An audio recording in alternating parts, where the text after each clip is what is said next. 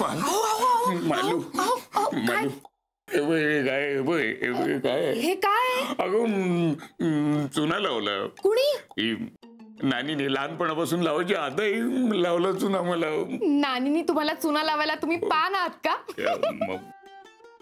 बायको आहेस नाही तर बुधमरून मारली होती. अगं इथे मला डोळ्यात गेलं सगळं. ते आंधळा व्हायची वेळ आली आणि तू मग विनोद कसला करतेस?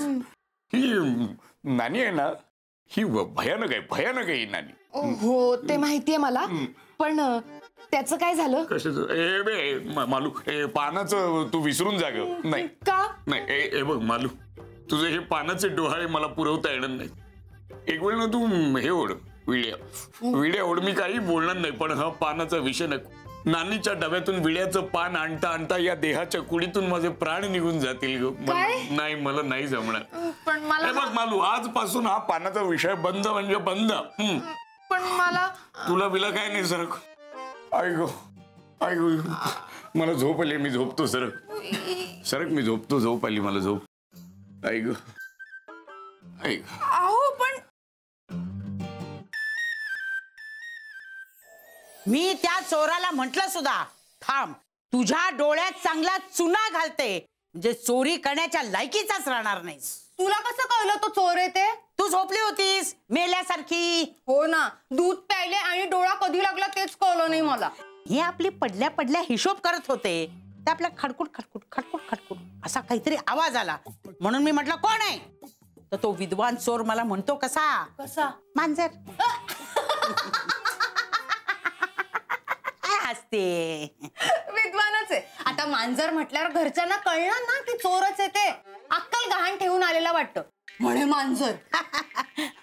मला आवाज बोक्यासारखा वाटला. खऱ्या बोक्यासारखा? खऱ्या बोक्यासारखा नाही, आपल्या बोक्यासारखा. हा, तू जर दिवा लावला असतास तर मी त्याला असा रंगे हात पकडला असता.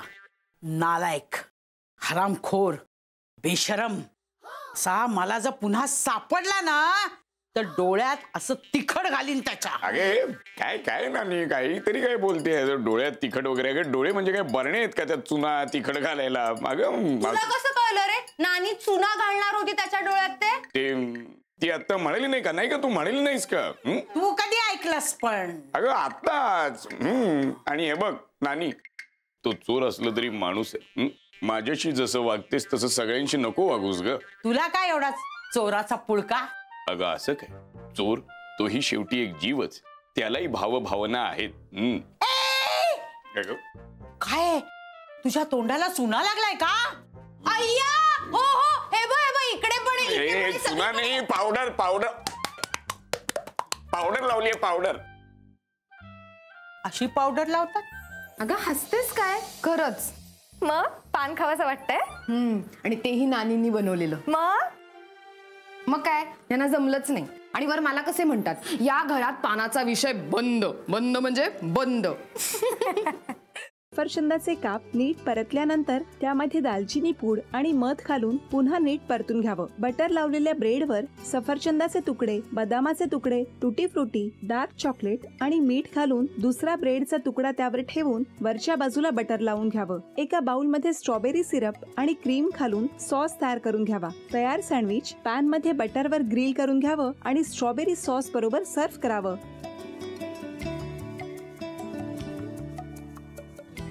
हे जेव्हा बोलत होते तेव्हा मी बघत होतो की या दोघांनी स्वतःचा संसार उभा केलाच, पण स्वतःच्या संसाराबरोबर अनेकांच्या आयुष्यात आनंद निर्माण केला. तो आनंद महत्त्वाचा. हसत राहा, आनंदी राहा असं म्हणत शुभेच्छा देऊया. आणि ही झी मराठीकडून भेटवस्तू डेव्हिड तुमच्यासाठी. अभिनंदन. आणि वहिनींना तथास्तू पुणे यांच्याकडून ही पैठणी. अभिनंदन.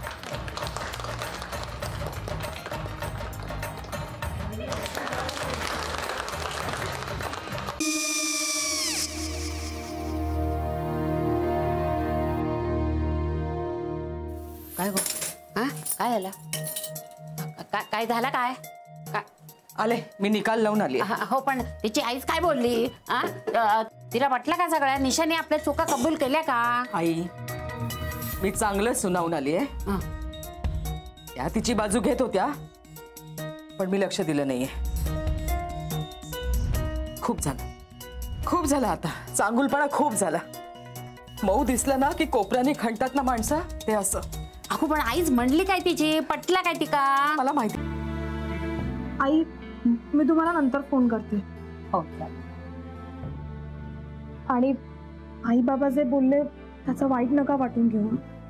सॉरी. सॉरी काय त्या? नेहा आले. आई मी येते. हो काकू येते.